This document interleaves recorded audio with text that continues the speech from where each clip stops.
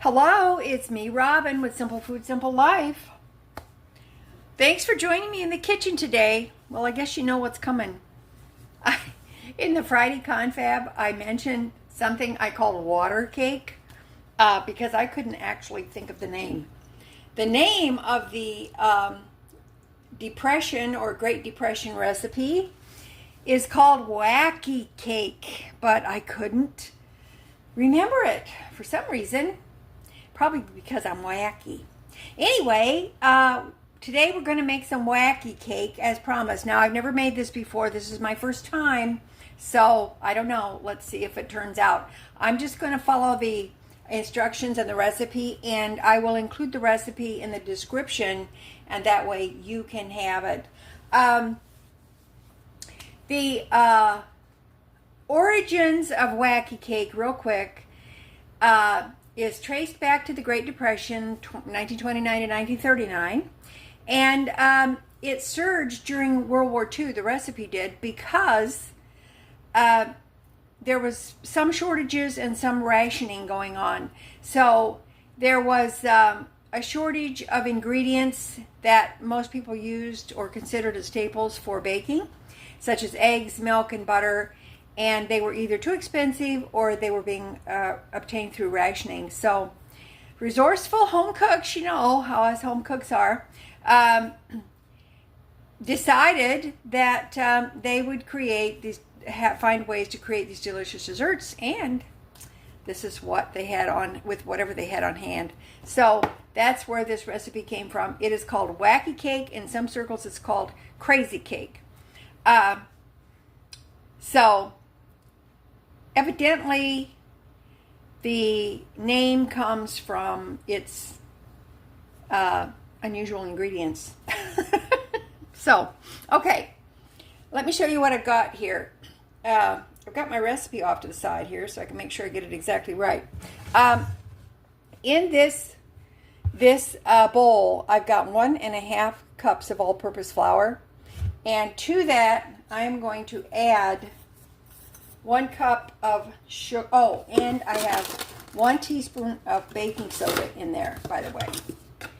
So, not baking powder, it's baking soda. So, I'm going to add 1 cup of sugar. And also, previously, off camera, I added 1/2 teaspoon of salt. So, that's what the dry ingredients are. Let's get this mixed up.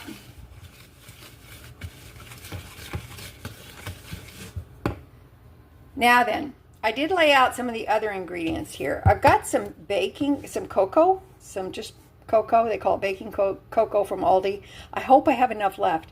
If I don't, I will have to pause for a minute and run down to the basement pantry and pick up the other box I've got for a spare. So, okay. Now, initially, this was supposed to be, you could mix this in the pan. And I've got just this glass pan here, which I'm going to use, but to bake it in. But I don't want to mix it in the pan. I'm going to mix it in the bowl. It says if you don't mix it in the pan, you have to grease your pan. So that's what I will be doing. Now then, it says 3 to 4 tablespoons of unsweetened cocoa powder. So I don't know. Let's see if we have enough. There's 1. Kind of have a feeling I'm not going to have enough. 2. Let's see. Is that going to be 3? 3. Oh, shoot. Okay. I'm going to have to run downstairs and grab the other box. Okay. I retrieved the cocoa. So, let's do 1 more. If I can find my spoon. 1 more tablespoon of cocoa. So, that was kind of heaping.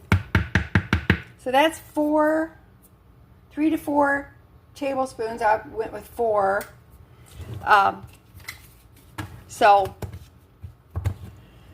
My other cocoa was clumpy because you can probably guess I don't use cocoa very much. I like chocolate, but I never crave chocolate. So that's, I just don't use it very much. Okay.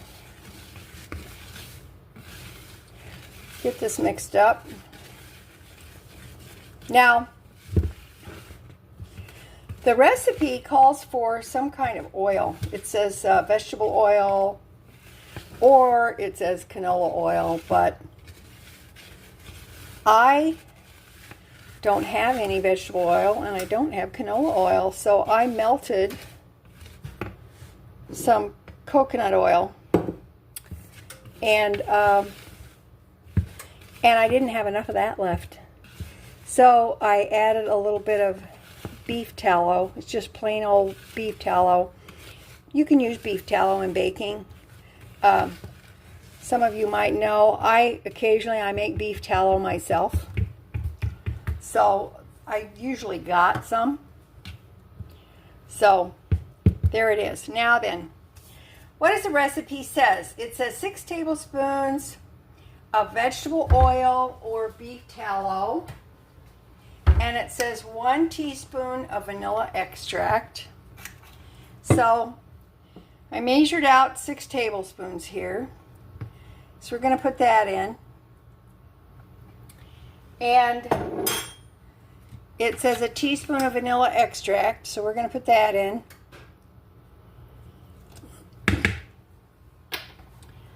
And it says 1 cup of cold water. Or, excuse me, it says that you can add, oh, wait a minute, I don't want to miss this here.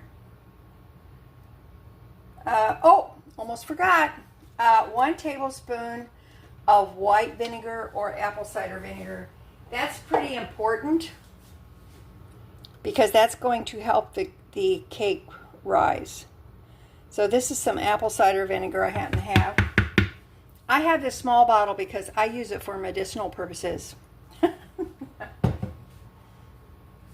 So, now 1 cup of cold water. Now then, what I was going to tell you, it said that you can use cold brewed coffee, which I'm really tempted to do that because anytime I make a chocolate cake or chocolate frosting, I use coffee instead of water or milk. And so, but I'm going to go by the original instructions and just use water. Now, I don't, we live in the 21st century. I don't see why you can't use your mixer if you want to. Now remember, this doesn't have any eggs. This is pretty thick. Wow, look at that. I think I'm going to have to get out my wooden spoon and put some muscle behind this. Don't forget, it's my first time.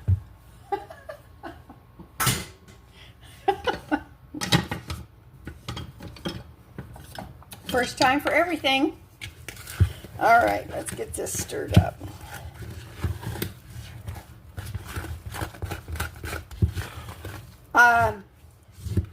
Personally, I think if you were going to mix this up in the pan, the baking dish, that would be a challenge, don't you think? I think it would be too. All right, smells nice. Smells really good. All right, let me make sure I have all of the, that actually looks pretty good. Let me make sure I have all the ingredients correct. 1.5 cups of all-purpose flour, 1 cup of granulated sugar, 1 teaspoon of baking soda, 1/2 teaspoon of salt, 3 to 4 tablespoons of unsweetened cocoa powder, 1 tablespoon of white vinegar, 6 tablespoons of vegetable oil or canola oil, 1 teaspoon of vanilla extract, 1 cup of cold water. Okay, there we go. Okay, I'm going to grease the baking dish and then we'll be back. Okay. Got my spatula out here to make it easier to get out. This is very thick. Now the oven is preheated to 350 degrees.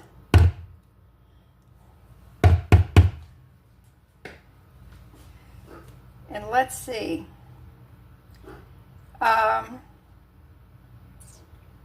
Bake, it says, for 25 to 35 minutes or until a toothpick inserted into the center comes out clean.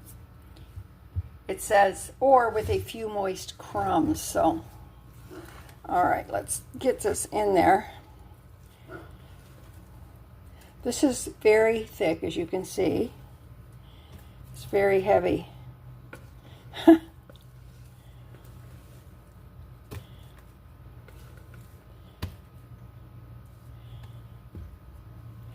I highly recommend, if you don't have a spatula, try to get one, because it helps a lot. Okay, hang on.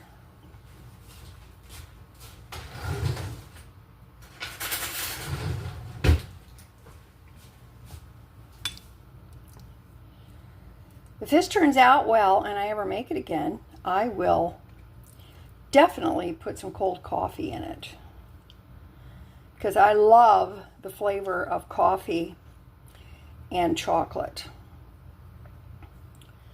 I think it's awesome. Let's get this spread out.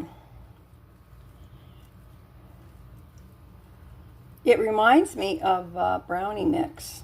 You know, brownie batter. That's what it reminds me of, because it's very thick.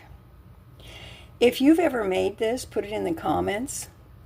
I got a lot of comments about it on the Friday Confab, but the comments just said they never heard of it, probably because I mistakenly called it water cake. But I don't know, why shouldn't we call it water cake? I think we could. Why not? It's got water in it. Well, if we put coffee in it, we'd call it coffee cake, but then that might be confusing. Okay. This is going to go in the oven 25 to 35 minutes. And of course, it's going to go in the middle rack. Now, it says to cool the cake completely in the pan on a wire rack before you cut into it or serve it. And this can also be dusted with powdered sugar, topped with frosting, or a simple chocolate glaze or buttercream. And I did read one thing where it said if you want to put chocolate chips in it, you can. So I don't know. Then it might go beyond, it might be too ritzy for the Great Depression cake. But either way, we're going to make it work. Okay, it's done. Now, just so you know, when I put it in the oven, I set the timer for 25 minutes. And it wasn't quite done. It was a little bit jiggly in the center. So then I added 5 more minutes to the timer. So that was 30 minutes total. And then I tested it with this skewer. So you can kind of see the little spot there where I tested it. So it came out fine. Now, this smells really good and it looks really good. I don't know whether it's going to sink or not. But you know, sink a little bit. I don't know. We'll have to see. But it says to let it cool on the rack until it's cool before you cut into it. So that's what I'm going to do. We'll be back when it cools down, and then I'll cut a little bit out of the corner and taste it. Now, this Wacky Cake or Crazy Cake, it says has, it's been around for a very long time, and it was used in 4-H competitions and various other things. So it continued after World War II, and it was quite a popular cake. And also they said because it's actually vegan, there's no eggs in it. And of course, I know I put the beef tallow in there, but you don't have to do that. It is, the vegans like it because they can have a nice chocolate cake without eggs or milk, etc. So when it cools off, we'll come back and I'll give it a little taste test. Eventually, I am going to put some chocolate frosting on there, but I want to taste it in as it is originally. Okay, we'll be back. Okay. Actually, it's still slightly warm, and I've had it cooling for 30 minutes. But I'm going to cut a little corner out here and give it a taste.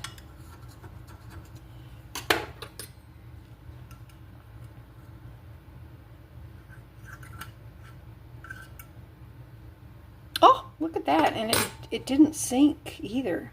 Look.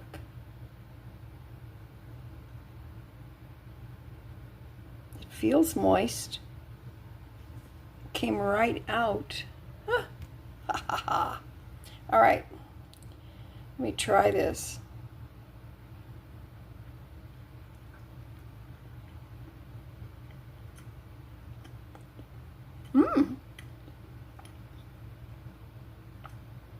Okay, that's good.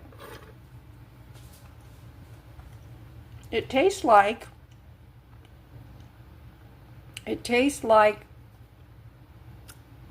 a cake brownie. You know how you can make brownies chewy or cake-like? This tastes cake-like. It's moist, it's not dry, and the instructions did say don't overbake it because it can dry out, but that's the way with any cake. Wow. All right. I'm pretty impressed with this. Very impressed. I think this is well worth making, and I'm glad that I tried it. Let me know in the comments what you think. I am going to put some frosting on this because that's going to make it even more delicious than it is already. Look at that. It looks pretty good. I'm pretty happy. I will be making this again. Don't forget to check in the description for the recipe and all the instructions, and you can make it for yourself. Okay? All right. That's it for me today. I love you guys. You know I do. As always, you know that little is much when God is in it. Okay? All right. I'll see you in the comments. Let me know what you think. And you know what? I think the homemakers of the past were on to something. They're awesome. All right. Love ya. Talk to you later. Bye-bye.